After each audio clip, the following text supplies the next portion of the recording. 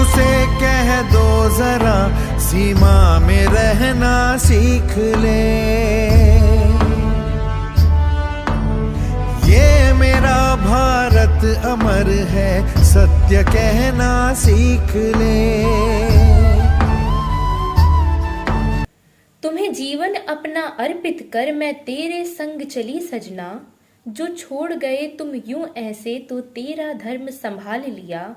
मेरी खुशियां जो तुमसे ही थी मैंने भी उनको त्याग दिया। भारत माँ को हम दोनों ने ही अपना सर्वस्व दान किया, अपना सर्वस्व दान किया। नमस्कार दोस्तों, मेरा नाम श्रेया है एंड आज की मेरी कविता का टाइटल है मैं बंदी युद्ध की। ये कविता मैं हमारे देश के वीर जवानों की वीर पत्नियों को समर्पित करती हूँ।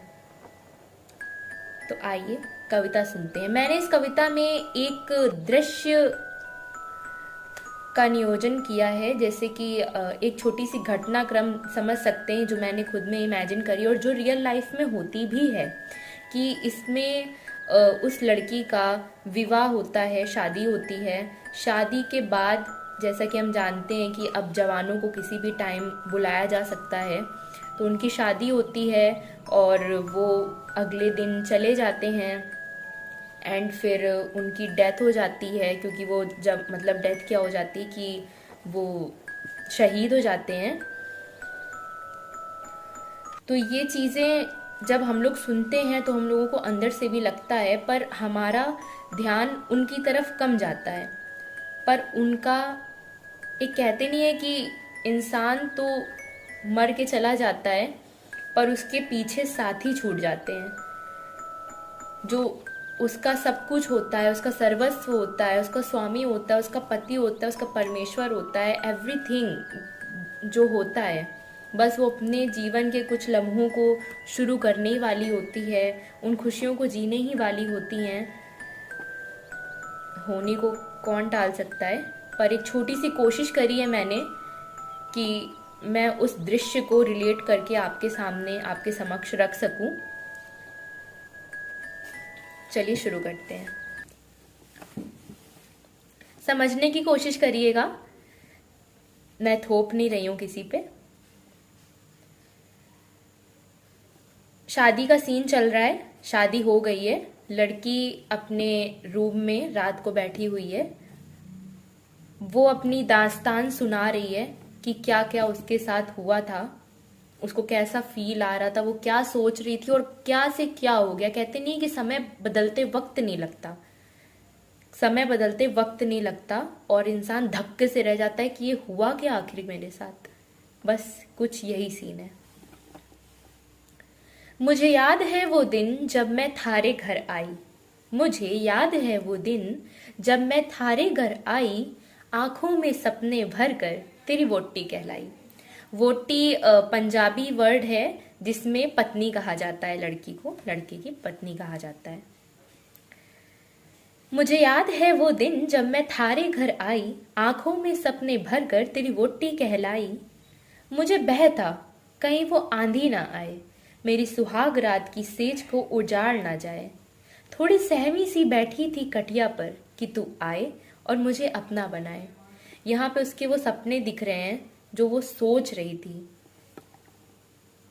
मुझे अंग लगाकर मुझे पलकों पर बैठाए, मेरे करीब आकर दोनों साथ में सुख दुख के वादे निभाए। वो दिन मुझको याद है, घर में फोन था आया। सेना के वीर जवानों ने मेरे सुहाग को बुलाया। वो झटपट से खड़ा हुआ जैसे कोई अंगारा। युद्ध में जाने को तत्पर उसने अपना धनुष संभाला। घर वालों ने रोका उसको पर वो जरा भी ना था माना। मेरे पास वो आके बोला जल्द आऊंगा सबका हाथ बटाना। मेरे डर को थी आग लगी वो पूरे जंगल में फैली। मैं रोकर बेहोश हो गई जैसे खिले फूल की टूटी टहनी। मेरी बेहोशी को सबने थकान नाम से बुलाया।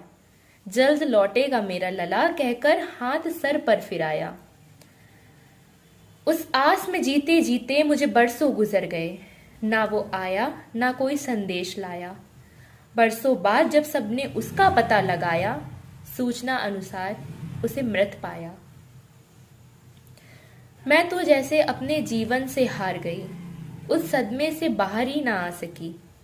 मेरे नाम की शादी को सबने विधवा करार दिया। मैंने भी सफेद आडंबर डालकर उसे स्वीकार किया। मेरी जिंदगी का खेल मैं खुद ना समझ पाई। आखिरी सांस तक लड़ते लड़ते मैं बंदी युद्ध की कहलाई। मैं बंदी युद्ध की कहलाई। ये कविता यहीं समाप्त होती है, पर इसमें मैं ये दर्शाना चाह रही हूँ कि जैसे जो मेरे भाव हैं जो वो प्रकट कर रही है, जो इस कविता में मेन रोल है जिस लड़की का, जिस औरत का, जिस पत्नी का, कि वो कह रही है कि सच में उसका कहीं भी कोई भी रोल इस तरीके का नहीं होता है। धर्म पत्नी होती हैं, ये मैं मानती हूँ, लेकिन फिर भी उस चीज को उस दृढ़ता के साथ, उस वीरता के साथ ग्रहण करना बहुत बड़ी बात होती है अपने में। जैसे कि पहले के टाइम में हुआ करता था कि शादी हुई, बाल विवाह हुए, फिर डेथ हो गई उसके हस्बैंड की, एंड तब से उसको विधवा करार दे दिया गया। अब तो ये चीज़ें हट चुकी हैं हमारे समाज से, थैंक टू गॉड, कि परिवर्तन तो खैर प्रकृति का नियम है, परिवर्तन होना है, परिवर्तन होगा और होता रहेगा। जो आज नहीं सही है, जिन अंधविश्वासों में हम आज भी फंसे हुए हैं, ज़रूरी नहीं है कि हम कल भी उन्हीं में फंसे रहें। पीढ़ी दर पीढ़ी चेंज आएगा, परिवर्तन होगा। पर इस कविता को मैं उन वीर जवानों की, वीर पत्नियों को समर्पित करती हूँ। सारी अपनी खुशियाँ, सारी चीज़ें वो छोड़कर कैसे सिर्फ और सिर्फ अपने पति के धर्म और कर्म की रक्षा करते हुए अपने जीवन को व्यापन करती हैं। Just salute to that ladies, and thank you so much for listening.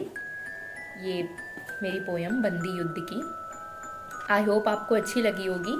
अगर अच्छी लगी हो तो आप प्लीज़ लाइक कर दीजिएगा, एंड हाँ, प्लीज़ शेयर कर दीजिएगा, क्योंकि मैं चाहती हूँ कि ये जो मेरी पोयम है, स्पेशली ये और भी ज़्यादा लोगों तक पहुँचे, लोग इसको देखें, इसको समझें।